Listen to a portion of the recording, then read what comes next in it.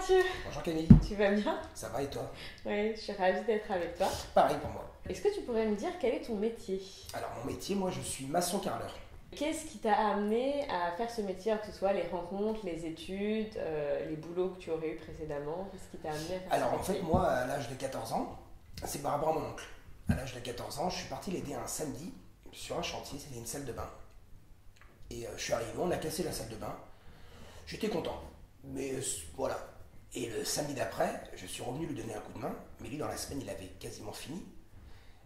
Et c'était magnifique. C'était magnifique et c'est là que je me suis dit c'est ça que je veux faire. D'accord. Vraiment, par rapport au regard de la cliente qui a dit mais c'est magnifique, merci. Je sais pas, ça a été un tout, c'était un vrai coup de foudre. Quels est selon toi les avantages, les inconvénients, les challenges et aussi ce que tu aimes par rapport à ce métier-là? Alors pour moi les avantages c'est vraiment la liberté. La liberté, on se renouvelle tous les jours, c'est plus ou moins tous les jours nouveau. Il y a pas la routine, ce que je n'aime pas du tout. Après les inconvénients c'est quand même un métier physique. Donc je pense qu'il faut aimer ça déjà, mais c'est vraiment physique. Il faut être patient aussi. Et puis voilà. Pourquoi est-ce qu'il faut être patient? Alors je pense qu'il faut être patient parce que déjà on n'est pas bon tout de suite. Donc déjà cette patience-là d'essayer, parce que vous savez quand tu bosses avec des personnes qui ont 50 ans, ils font des choses et dans la 18-19 tu n'y arrives pas. Tu n'y arrives pas à être aussi bon qu'eux et moi je suis quelqu'un de patient mais des fois c'est... Donc je pense qu'il faut être patient, il faut bien l'apprendre et puis voilà quoi. Et avec aussi avec les personnes avec lesquelles tu interagis, c'est un métier quand même enfin, où tu es en relationnel. Oui. Quelles sont, c'est quoi les difficultés par rapport à ça ou les avantages? Bah, les difficultés, je pense qu'il faut être commercial. Déjà, il faut aller avec tout le monde. Parce que bon, il y a les petits chantiers chez le particulier, donc il faut faire avec le particulier, le client, quoi, la personne. Donc le côté commercial, c'est voilà, dire bonjour, ça s'appelle la politesse, on va dire. Mais même quand elle vous pose 3 fois la même question, on répond une 4e fois, bah écoutez, voilà ce qu'on va faire aujourd'hui. Pas avoir un caractère cochon, on va dire. Et après, sur les gros chantiers, il faut quand même travailler avec les autres corps de métier. Donc il y a vraiment avec l'architecte, avec le promoteur, le client éventuellement, et tous les autres corps de métier, toutes les autres entreprises. Ok.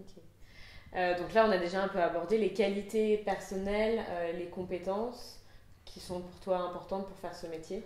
Alors déjà, le physique, j'en reparle, mais c'est vrai que c'est quand même assez physique. Tous les métiers du bâtiment sont physiques, hein. Il n'y a pas un plus que l'autre. C'est vraiment...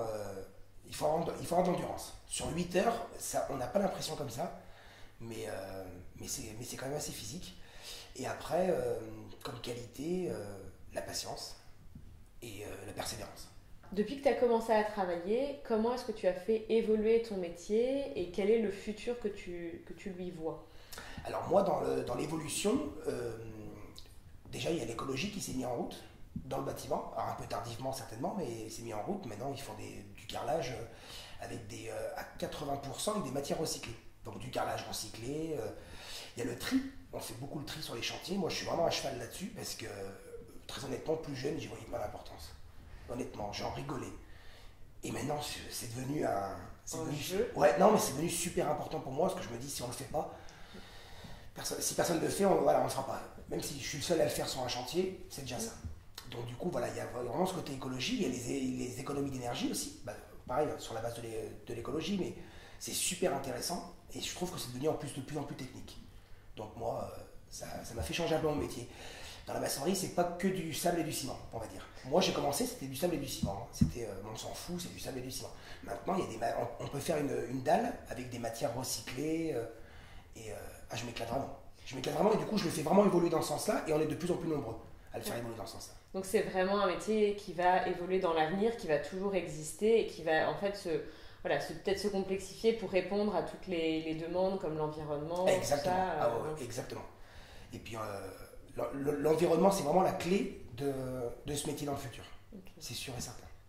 Comment est-ce que tu définirais l'équilibre entre ta vie personnelle et ta vie privée? C'est compliqué. Ça l'a été compliqué parce que moi, je me suis mis à mon compte. Donc en 2009, et étant passionné et excessif, c'était 8 jours sur 7. Il manquait un jour par semaine, je ne l'ai pas trouvé. Mais, et du coup, voilà, j'étais vraiment à fond dedans, trop à fond. Et l'équilibre, j'ai mis très très longtemps à le trouver. Et c'était une question d'organisation. C'était une question que je pense que je me suis mal organisé. Je suis parti bosser, très exactement, je suis parti bosser en sous-traitance. Donc tu sais, c'est moi avec ma petite entreprise, je suis parti bosser pour une plus grosse entreprise. Et j'ai vu les ouvriers travailler comme moi je travaillais avant, avec des horaires précis. S'il faut dépasser, on dépasse un petit peu. Mais dans tous les cas, ça s'est terminé le vendredi. Et je me suis redonné cette rigueur-là, cette organisation-là. Et du coup, avec ma vie de famille, ça va beaucoup mieux. Mais ils ont été très patients. J'ai mis longtemps. Longtemps. Et alors, sans rentrer dans le détail de salaire, de combien tu gagnes, je voudrais comprendre si tu considères que ton salaire est correctement aligné à ton implication, le nombre d'heures que tu travailles, et aussi savoir si le salaire est une motivation pour toi dans le fait de choisir ce métier-là. Oui, je pense que ça a été... alors, au tout début, ça n'a pas été la motivation principale. Mais c'est vrai que quand j'ai commencé, on était au franc. Ça fait vieux de dire comme ça, mais c'est vrai. Et je vois le salaire que moi, j'ai juste le CAP. Et je vois le salaire en sortie d'école. Chez un patron, le salaire que j'ai rentré en francs, c'était quand même nettement plus important que le salaire de mes collègues qui avaient fait du commerce ou autre chose, quoi.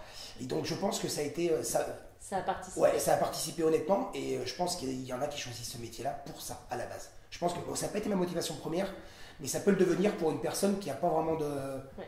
Parce que je pense que pour un... Après, il y a plusieurs niveaux d'études, mais même le plus bas, c'est le CAP, on gagne quand même bien sa vie. Et vraiment bien sa vie. Et donc toi, tu considères qu'à l'heure actuelle, c'est bien équilibré, enfin c'est bien aligné plutôt que équilibré, entre le travail que tu fournis et le salaire que tu sais te verser? Oui, honnêtement. Autant en tant qu'ouvrier qu'en tant que petit patron. Très honnêtement. Là, j'aimerais bien rentrer un petit peu plus dans ta perception du métier et comprendre pourquoi est-ce qu'il te passionne et pourquoi est-ce qu'il te correspond. Et la première question que j'ai, c'est juste de savoir si tu prends plaisir à faire ce métier-là, si tu t'amuses dans ton métier. Ah, moi, je m'éclate tous les jours. Honnêtement, je me lève le matin avec un sourire de... J'ai une pêche de fou. Vraiment, parce que ce que j'aime déjà, alors c'est aller à la rencontre, moi, depuis 2009 que je suis à mon compte, c'est d'aller à la rencontre des nouveaux clients. Leur présenter des projets. C'est un défi pour moi. Chaque nouveau projet, que je l'ai ou je ne l'ai pas, hein, je me mets à fond dedans. Et à ce petit côté, je l'ai pas. Est-ce que je me suis bien vendu? J'ai l'impression d'aller voir, tu sais, mes clients, c'est des patrons. Et j'ai l'impression d'aller voir un patron tous les jours. Ou toutes les semaines, quoi. Différent. Et essayer de me présenter au mieux. Alors, il y a ce défi-là. Mais après, c'est bien beau de parler. Mais il faut le faire. Et il faut le faire comme je l'ai vendu et comme le client l'a vu. Et ça, c'est un deuxième défi. Et alors, vraiment, ce qui me plaît le plus, c'est étrange, c'est au tout début et à la fin. J'aime bien sûr, j'aime le faire, heureusement, sinon je ne serais pas là. Mais à la fin, le dernier jour, c'est toujours pas une angoisse, mais je suis un petit peu stressé, encore maintenant. Hein. Je fais un petit coup de nettoyage, le client arrive à 16h, il est 15h, je tourne en rond. Hein. Je vérifie 19 fois ce que j'ai fait. Alors, je connais. Hein. Et quand le client est là et qu'il me dit « Waouh, c'est super, merci monsieur Vigne », et je fais « C'est normal, je sors et wouh, ça fait du bien. » Ouais, et j'aime vraiment ça. Mais je m'éclate vraiment de A à Z. Hein. Qu'est-ce qui, dans ton métier, te rend heureux? Moi, c'est vraiment le fait qu'il n'y ait pas de routine. Mais vraiment, vraiment. Le côté physique, très honnêtement, j'aime ça. J'aime forcer. J'aime vraiment forcer le soir. On a mal au bras, on a mal aux jambes, et ben ça me fait plaisir. Il y a un petit côté, mais c'est vrai, ça me fait vraiment plaisir. Et ce que j'aime, c'est vraiment construire. Il y a vraiment ce petit truc de la construction. On arrive chez une personne, dans une salle de bain, c'est le truc typique. Bon, c'est assez vieux, ça a déjà 40 ans, c'était bien fait pour l'époque, et là, on casse tout. Donc là, c'est toujours très impressionnant. Et on refait tout. Et bien, quand on a tout refait, même moi encore, hein, avec l'expérience, je prends des photos avant-après. Et ben, je regarde avant-après, je fais « Ah ouais, c'est classe !» C'est grave, hein, mais je me dis « Ah ouais, on a bien bossé, en fait. » C'est vraiment bien. Et en fait, vraiment, ce côté, la modification et ce côté manuel, quoi. Ouais. Je l'ai fait avec mes mains. Je suis vraiment fier de ça, moi. Puis voir les yeux des gens aussi, du coup. Ah oui. C'est hyper impressionnant, quoi. Ah, les gens... Super contents. Ouais.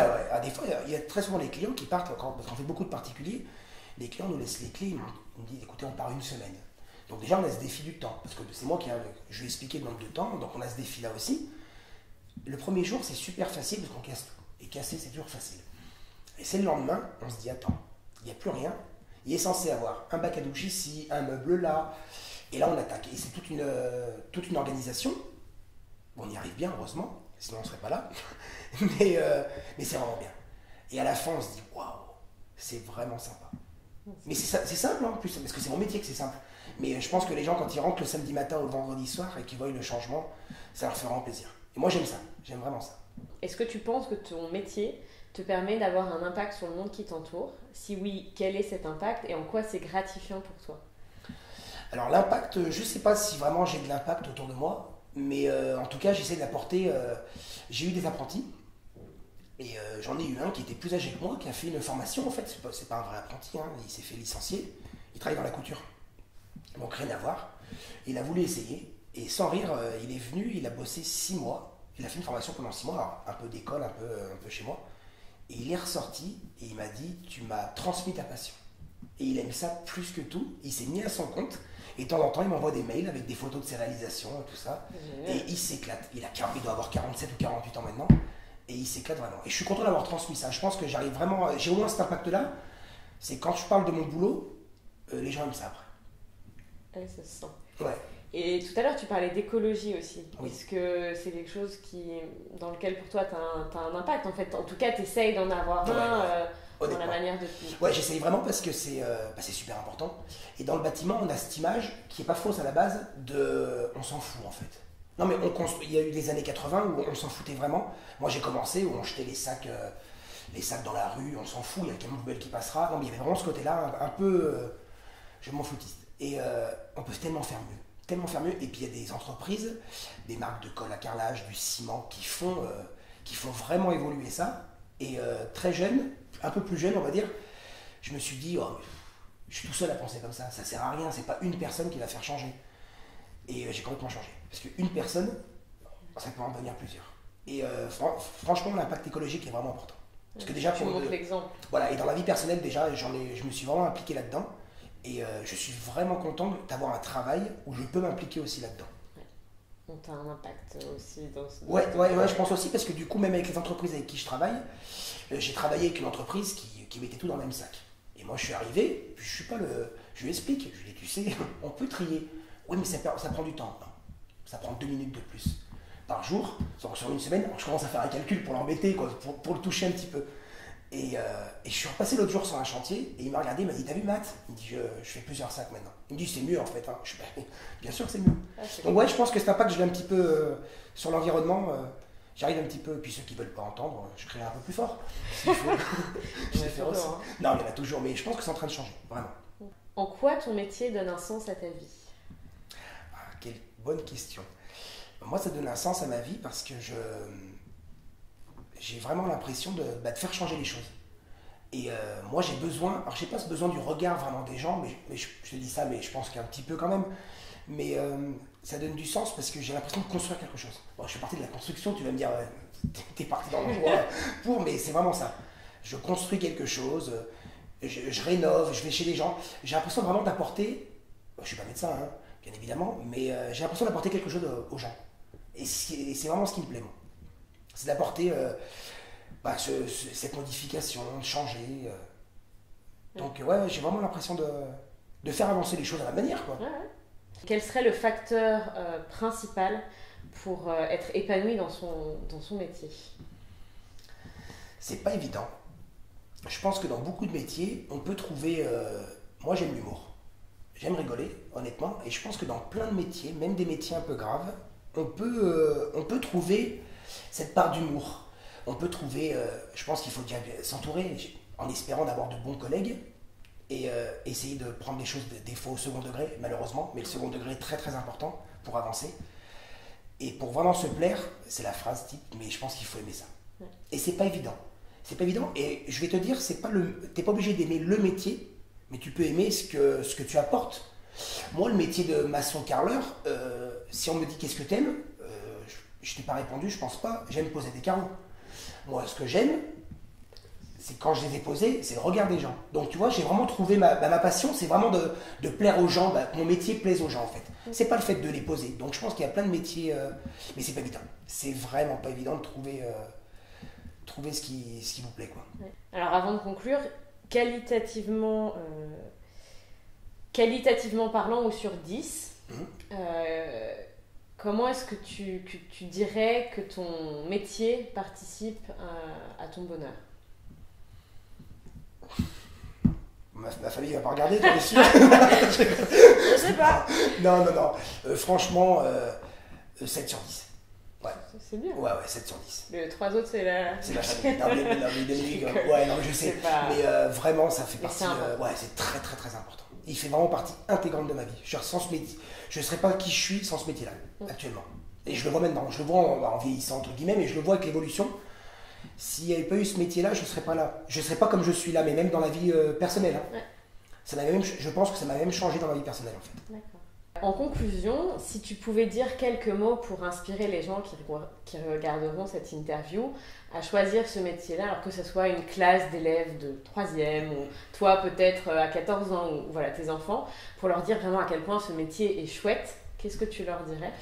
Je leur dirais que c'est un très très beau métier, qui a beaucoup d'avenir là-dedans, beaucoup d'avenir, ne serait-ce qu'on a déjà parlé sur l'environnement, sur plein de choses. Et puis, on dit toujours il faut construire son avenir. Bon, alors, on va rentrer dans la construction, j'ai envie de dire. Mais c'est un très très beau métier, on s'épanouit vraiment et on rencontre énormément de personnes. Des personnes qui pensent un peu tout. Tu te mélanges vraiment en fait. C'est vraiment un très très beau métier. Je le conseille à toute personne qui veut vraiment. C'est une vraie aventure. Parce qu'en plus, je t'en ai pas parlé, mais il y a aussi dans le bâtiment, tu peux partir très facilement en déplacement. Moi j'ai voyagé, alors très très peu, mais je suis parti au Luxembourg, j'ai fait quasiment toutes les grandes villes de France. J'ai bossé pour une entreprise, on faisait des magasins, une marque de magasins, et une enseigne de magasins, pardon. Et on a fait tout le tour, et je me suis éclaté. J'aurais peut-être jamais fait pour voyager. Je me suis vraiment éclaté. Donc c'est vraiment une vraie aventure, et il faut vraiment aimer bouger en fait. Je pense qu'il faut aimer bouger, et puis ne pas aimer la routine. Ouais. Parce que c'est un métier sans routine. Pour finir, si tu avais alors une phrase, une citation, quelque chose, un conseil à partager en fait pour inspirer. Alors là, c'est pas forcément lié à ce métier, c'est plus une inspiration de vie. Alors moi j'en ai une, tu sais, qui me revient, que je l'ai apprise il y a déjà un petit bout de temps. On me l'avait dit parce que j'étais quelqu'un d'impatient. C'est pour ça que je te parlais de la patience. Toujours vouloir tout très vite, quitte à tomber. Hein. Et j'ai toujours dit, c'est pas grave, tomber, on va se relever. Mais à la longue, en fait, j'ai compris qu'on pouvait, en étant patient, éviter de tomber à certains endroits. Donc ma phrase, on l'a dit il y a très très longtemps, c'est: la patience est une vertu, qui sait la maîtriser devient le maître du monde. Eh bien, c'est une belle phrase pour tous les patients et impatients au final, parce que ça te pousse à continuer à être patient. Être patient, ça va arriver et être persévérant. Ok, super. Donc voilà. Merci beaucoup. Merci Camille.